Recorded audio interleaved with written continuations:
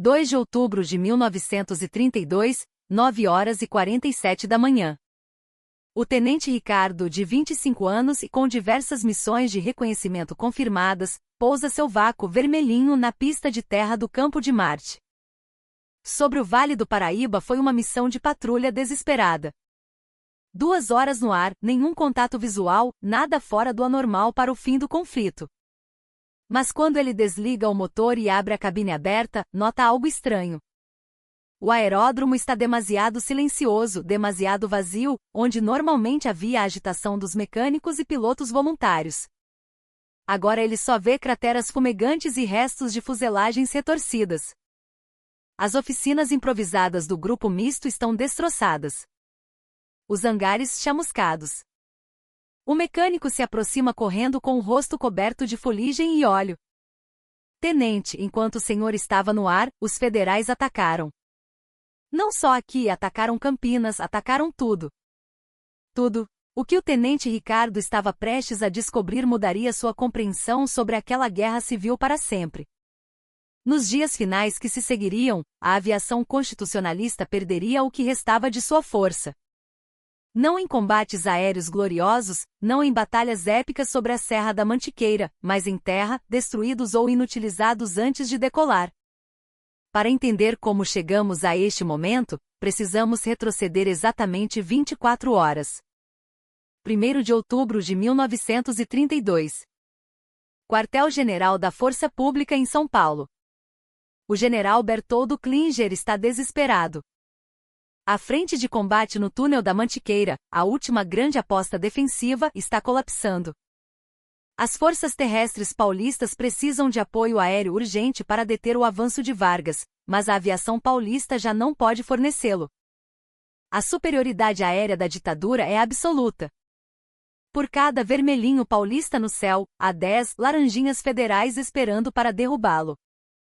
O comando tem um plano tão audaz que roça a loucura. Uma última ofensiva aérea concentrada. A ideia é simples, mas arriscada. Concentrar todos os aviões disponíveis, cada vácuo, cada potência remanescente, e lançar um ataque surpresa contra as linhas de suprimento federais e aeródromos improvisados no interior. Se conseguissem destruir suficientes recursos federais, poderiam ganhar tempo, pelo menos temporariamente, pelo menos o suficiente para negociar um armistício honroso. O ataque é programado para amanhã do dia seguinte. Os planejadores paulistas assumem que a vigilância federal estará relaxada, crente na vitória iminente. Às 8 horas da manhã, o que resta da frota paulista decola de pistas ocultas e do Campo de Marte. Vácuos modificados Potês 25, até mesmo alguns aviões de treino adaptados voam baixo, roçando a copa das árvores da Mata Atlântica para evitar os olheiros inimigos.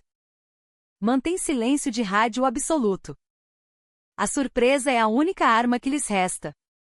Se você quer descobrir como esta operação, nascida do desespero, se tornou o símbolo do fim para os constitucionalistas, pulse o botão de curtir. Isso nos ajuda a compartilhar mais histórias esquecidas como esta. Às 9h20, os primeiros aviões paulistas aparecem sobre as posições federais. As tropas de Vargas mal têm tempo de reagir. Nos primeiros 15 minutos, caminhões de suprimentos e aviões federais estacionados são atingidos. Curtiss Falcons, voo de Corsairs do governo, alguns danificados no solo antes que seus pilotos possam sequer chegar às cabines. Cenas similares se repetem em pontos estratégicos do fronte. Em Mojimirim, os paulistas causam danos. Em Cruzeiro também. Ao meio-dia, os planejadores em São Paulo acreditam ter conseguido uma vitória moral decisiva. Os relatórios iniciais falam de confusão nas linhas inimigas e danos consideráveis à logística federal. Alguns pilotos reportam ter visto depósitos de munição em chamas. Klinger e o comando MMDC recebem as notícias com uma euforia contida. Ordenam que se preparem boletins para a Rádio Record celebrando a bravura da aviação paulista. Mas há um problema que o orgulho paulista não queria aceitar. O que não sabiam era que o governo federal tinha algo que São Paulo, ilhado, já não possuía: acesso ao mar e capacidade de reposição ilimitada. Nas 48 horas seguintes ao ataque, Vargas substituiu cada recurso perdido. Cada caminhão destruído foi trocado por um novo vindo do Rio. Cada avião danificado foi substituído por outro recém-chegado dos Estados Unidos ou montado no Rio de Janeiro. Para o dia 3 de outubro, as bases federais estavam operando a plena capacidade, como se o esforço paulista nunca tivesse ocorrido. Mas para a aviação constitucionalista, a situação era completamente diferente. Dos poucos aviões que decolaram para aquela missão suicida, uma parte crítica não regressou. Aviões perdidos por falhas mecânicas ou fogo antiaéreo. Mas isso não foi o pior. O pior foi quem pilotava essas máquinas. Pilotos experientes, voluntários da elite intelectual e militar, morreram ou foram capturados. Pilotos que não podiam ser substituídos, porque o governo podia trazer mercenários e instrutores do estrangeiro em 72 horas, mas formar um piloto paulista experiente requeria tempo, e São Paulo já não tinha tempo. Aqui está o dado que mudou tudo. A Força Aérea Paulista perdeu mais capacidade humana naquela última ofensiva do que causou de dano permanente ao inimigo. A troca foi catastrófica. Por cada recurso federal destruído, São Paulo perdeu a capacidade de voar. Mas o que o tenente Ricardo descobriu ao aterrissar naquele dia foi apenas o começo. O que seguiu foi o aperto final do cerco. O general Góes Monteiro, comandante das forças de Vargas, recebeu os relatórios do ataque paulista com uma frieza calculista. Sua resposta foi simples: muito bem. Agora sabemos que eles ainda têm combustível. Vamos acabar com isso. Nos dias seguintes, as forças federais lançaram a campanha de supressão final. Não havia nome de Operação Chique, apenas a força bruta do Estado. A artilharia e a aviação federal receberam uma nova prioridade: destruir a infraestrutura restante não no ar, mas em terra. O Campo de Marte e as pistas do interior foram vigiados e atacados sistematicamente, as poucas oficinas capazes de remendar aviões foram alvo, as linhas de trem da Sorocabana cortadas. Os números são difíceis de compreender hoje. Naquela semana final de conflito, São Paulo perdeu toda a sua capacidade operacional. Não apenas aviões derrubados, mas máquinas paradas por falta de peças, por falta de gasolina. Para pôr isto em perspectiva, durante os 3 meses de guerra, a indústria paulista fez milagres adaptando motores e criando bombas. Agora, esse milagre estava sendo sufocado em questão de dias. O tenente Ricardo sobreviveu para ver como seu esquadrão desaparecia dia após dia. No dia seguinte, perderam mais aviões em um acidente na decolagem por pista esburacada. Logo depois, os laranjinhas federais apareceram varrendo o céu, tornando qualquer voo uma sentença de morte. No dia 5 de outubro, sua base operava no limite do colapso. Os pilotos restantes tentavam mover os aviões para fazendas no interior, mas a supremacia federal era total. Para meados de outubro, o esquadrão de Ricardo tinha deixado de existir como unidade militar, não porque todos tivessem morrido, mas porque já não havia peças, nem combustível nem esperança. O que os líderes idealistas de 32 não compreenderam totalmente no início foi algo que Góes Monteiro sabia perfeitamente. A guerra moderna não se ganha apenas com brio e voluntarismo, se ganha com portos abertos. O Rio de Janeiro recebia navios com aviões e armas toda semana. Vargas tinha o crédito internacional e o comércio.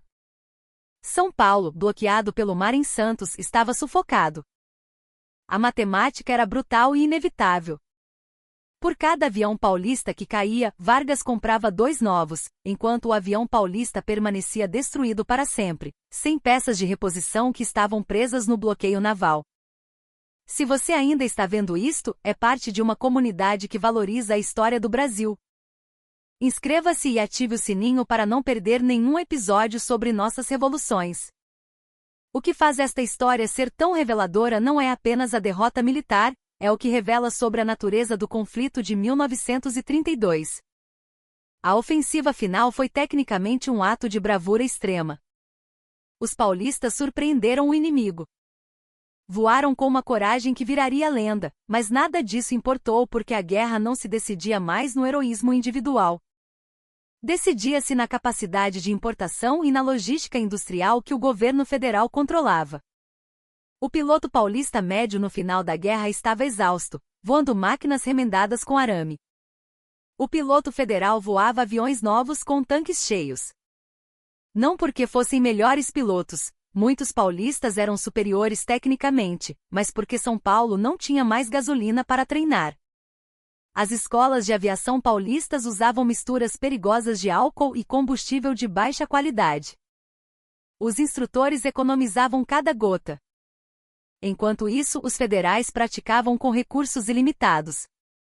Os líderes do movimento que haviam prometido que São Paulo se bastaria, tiveram que encarar a realidade. A reunião final para a rendição não foi decidida por falta de homens dispostos a lutar, mas pela impossibilidade material de continuar.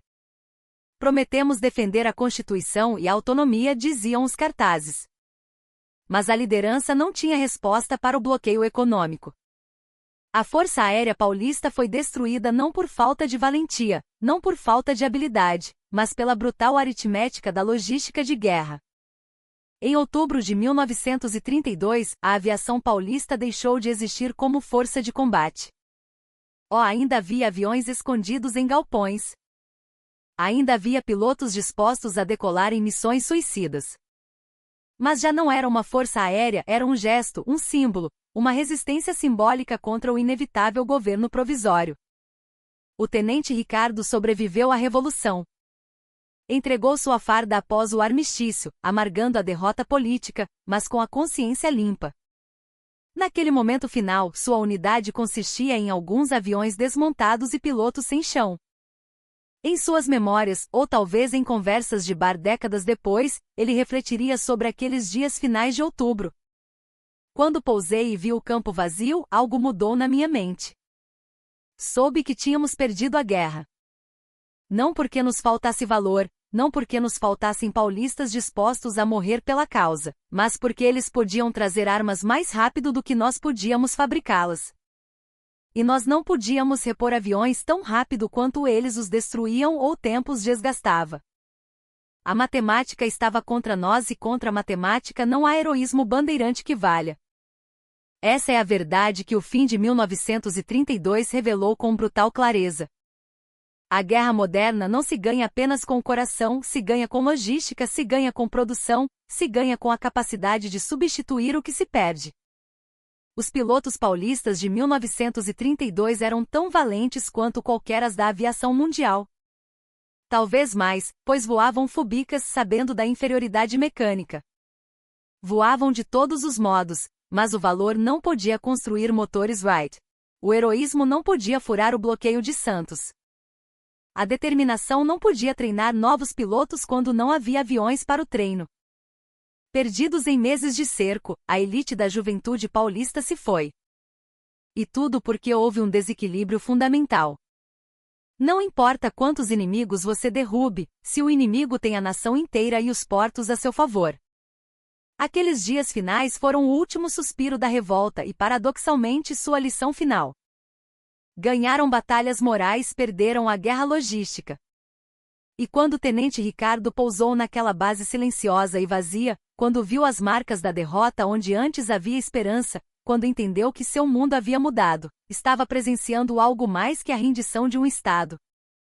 Estava presenciando o momento em que o Brasil percebeu que a guerra deixou de ser um assunto de ideais e se tornou um assunto de indústria e recursos. Um momento que unificaria o país pela força para sempre. O que você acha desta história? Conhecia o verdadeiro custo da aviação na Revolução de 32? Deixe seu comentário e conte-nos que outras histórias esquecidas do Brasil você gostaria que explorássemos. Inscreva-se no nosso canal e ative o sininho. Toda semana trazemos histórias verificadas e fascinantes que mudaram o curso da nossa história.